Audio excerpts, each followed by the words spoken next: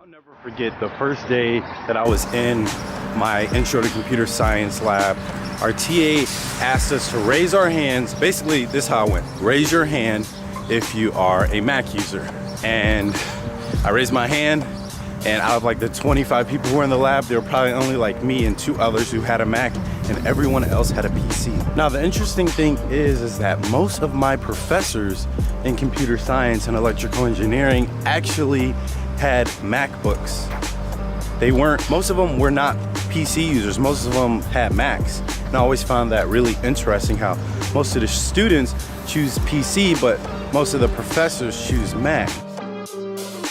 Now, this video isn't gonna be like a comparison between Mac and PC or which laptop is right for you. I will give my own opinion at the end of this video. If you are interested in me doing a which laptop is the best laptop for CS or software engineering majors, then just comment down below, comparison video, and give this video a thumbs up.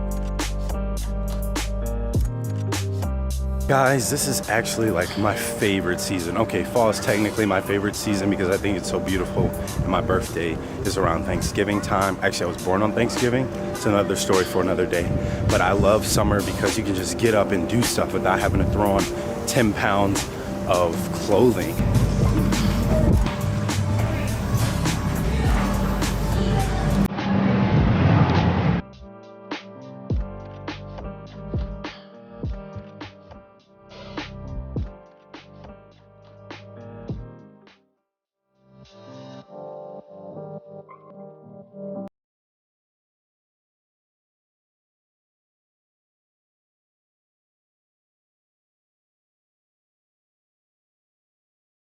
The one thing that I learned out of the gate about my MacBook Pro that I love is the terminal that was built inside the operating system or the computer in general.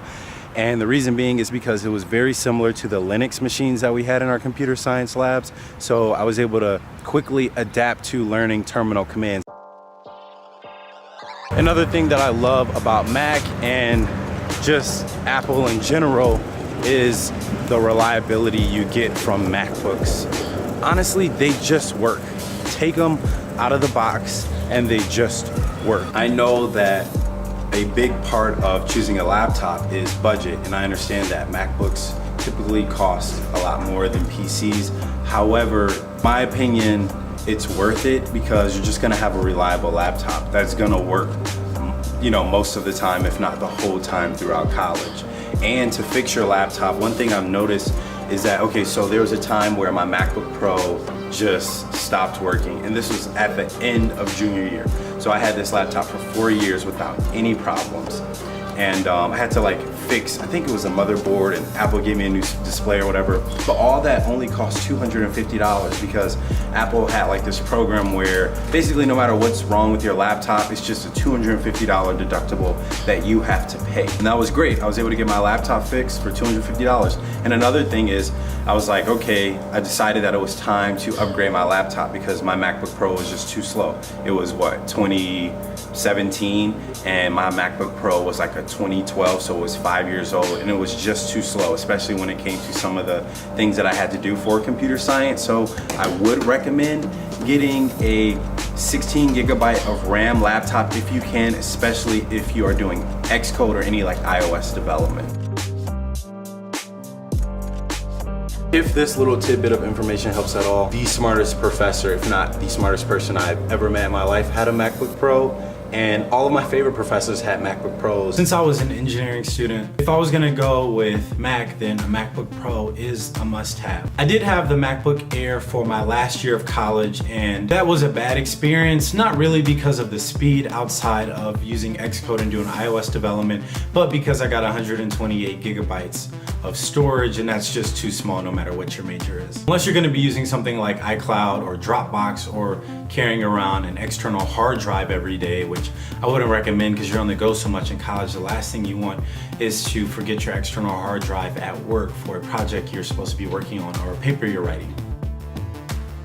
Portability is so important, especially if you're a college student in the Midwest or Northeast, sort of East Coast, or if your campus is just big. One thing I loved about having a Mac in college is that they don't weigh very much, and depending on how your semester is laid out in terms of your courses, you may be carrying around some heavy books. So when you add the weight of your laptop, your water bottle, your lunchbox, your gym clothes, your books, and any other accessories, it can get quite heavy. This is an underrated feature. As a high schooler, you really don't think about this very much because you're just walking back and forth inside the building, of course, to different classes. But in college, if you go to a school that has a pretty large campus, you're gonna want your accessories, your technology to be as portable as possible and as light as possible, especially during those dog days of summer when you're walking to and fro class and you're freshman or sophomore, you're underclassmen, so you have classes all around campus because you're taking some of your gen eds, and it gets hot during the summertime and you start sweating and it's just a gross feeling. Trust me, I know, I'm a sweater. Being in Apple's ecosystem, another very underrated feature. I know some people don't want to be knee deep into the ecosystem because you feel like you can't get out, but there are some benefits to it, especially as a college student. Being in the ecosystem is great, especially if a lot of your friends have Macs and iPhones and iPads. And if you're a non-engineering major, most of your friends are probably gonna be Mac users. I remember all the classes I would be in that were outside of Russ College of Engineering. Most of the students had MacBook Airs or MacBook Pros, which was refreshing to see because I didn't really see that in engineering college as much. I found so much value in AirDrop. My friends and I would AirDrop each other documents, notes, things that we needed to prepare for an exam or studying for midterms or finals. The AirDrop feature is really nice. Or let's say you're taking pictures of notes that your professor took because your handwriting is horrible like mine, or they wrote something down at the end that you don't feel like is necessary for you to actually have in your notebook because you want to have it at your disposal all the time, and you take a picture. A lot of students take pictures nowadays of notes, of assignment due dates. I know I did that a lot. You can just AirDrop it to your laptop or to your friends. And then there's iMessaging, which is dope because you can text on your laptop and it looks like you're taking notes because your professors are typically not behind you and they're in front of you, so it looks like you're taking notes, but you're really texting your friends in this group chat. That's super funny. Okay, I don't recommend doing that because you want to make sure that you're paying attention to your professor, but there are some benefits to having iMessage on your laptop. Let's say your professor is talking about a topic that you don't really understand. You can just text the group like, hey, I don't understand this. Can someone explain this to me quickly? Someone explain this to me, and they can quickly get back to you, and you can still stay productive without having to go on your phone. Ergonomics. Hello. Trackpad. I love you.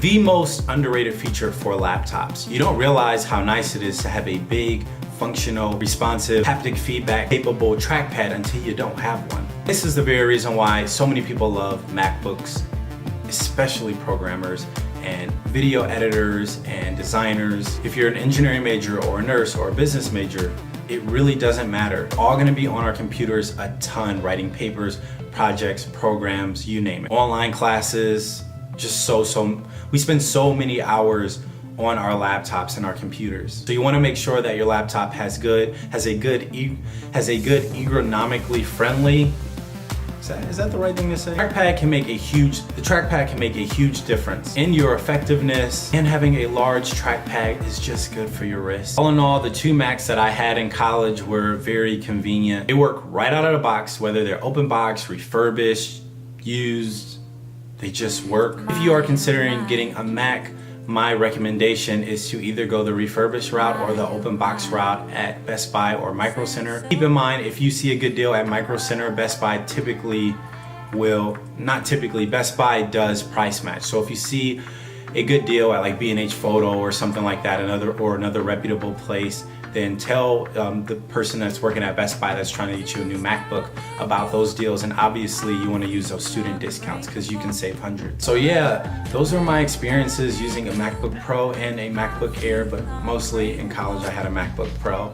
If you like this video, I'll give it a thumbs up, share it with someone who you think might find value in watching this video, and comment below some of your thoughts if you're a MacBook user or even if you're a PC user and some of the benefits from having a PC. If you are interested in a MacBook, my recommendation for technical majors is to get a MacBook Pro that, if if you can afford it, that's the laptop that you should get. Definitely stay away from the MacBook and stay away from the Air unless it's 256 gigabytes or even 512 gigabytes. And if you're a non-technical major, the MacBook Air is a great computer. It's fast, the screen is nice, the resolution is great, it's portable, it's lightweight, and it has the longest lasting battery, so that's a great laptop. With that being said, that is the end of this video. And don't forget to hit that subscribe button. And if you already hit that subscribe button, make sure you hit the bell so you know whenever I'm dropping a video, you get that notification and you can comment first. All right, I'll see y'all later. Peace. Your laptop.